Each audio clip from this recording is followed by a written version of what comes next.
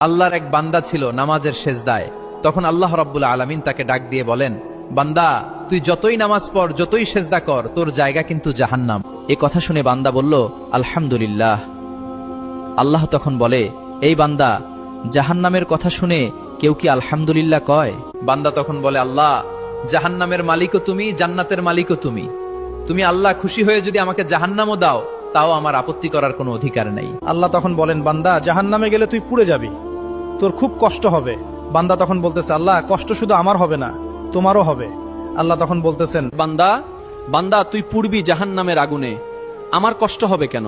বান্দা তখন বলে, আল্লাহ, কোনো মায়ের কোল থেকে যদি কোনো বাচ্চা পানিতে পড়ে যায়, তাহলে কোন মা দূরে দাঁড়িয়ে থাকতে পারে না, দৌড়ে গিয়ে বাচ্চাকে কোলে নেয়। আমার বিশ্বাস ওই মায়ের চেয়ে কোটি কোটি গুণ দয়া তোমার বেশি। আমাকে জাহান্নাম দিলে তুমিও আল্লাহ শান্তি পাবে না। আল্লাহ তখন বলে, বান্দা, এই দলিল তুই কই পাইলি?